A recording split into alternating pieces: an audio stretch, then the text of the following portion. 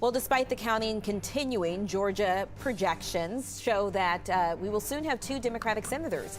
NBC News and the Associated Press call the second of two Georgia Senate races for John Ossoff.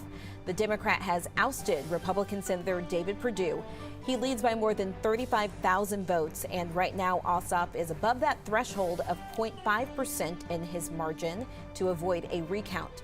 That means it is a clean sweep for the Democrats. As early as this morning, those news organizations called the other Senate race for Reverend Raphael Warnock, defeating Senator Kelly Loeffler.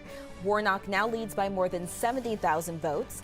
That means the Senate is now a 50-50 split among Democrats and Republicans. Vice President-elect Kamala Harris would now provide any tie-breaking votes.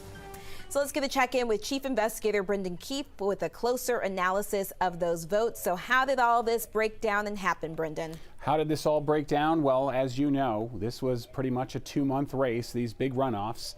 And boy, we had all those mailers, enough of us, as I pointed out last night, that I don't need to get any firewood this year because the fireplace will be taken care of.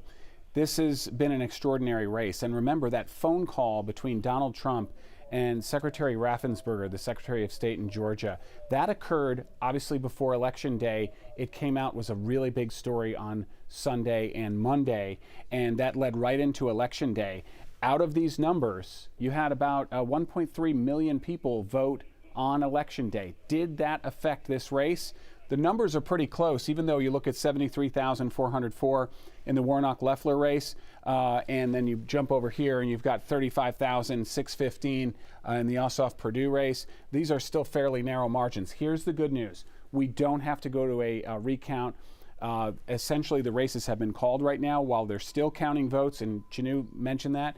There aren't enough ballots left out there to change this significantly anyway, and you're looking at a 0.8% difference. It has to be 0.5 or half a point or below for it to go to a recount at the request of the second place candidate. That's not going to happen. Now, neither of these senators has conceded, so that means these senators-elect will not they will not be seated in the U.S. Senate until this race is certified. That could take a week and a half or more. Once the state certifies, they'll be sworn in, and then on January 20th at noon, Kamala Harris becomes the president of the Senate as the vice president, and the balance of power shifts to the Democrats. All right, Brendan, thank you. I'm curious, next time we talk to you, if you've had a chance to look at a further breakdown of the demographics in terms of race, gender, all that stuff, because we've been hearing a lot about specific counties and the racial breakdown and who may have pushed these two new senators over the edge. Yes, the black vote, very big, and it was probably decisive in both elections. All right, Brendan Keefe, thank you. For the latest results, you can head to 11alive.com, and we also send those results right to your phone if you just text the word results to the number you see on your screen. The number is 404-885-7600.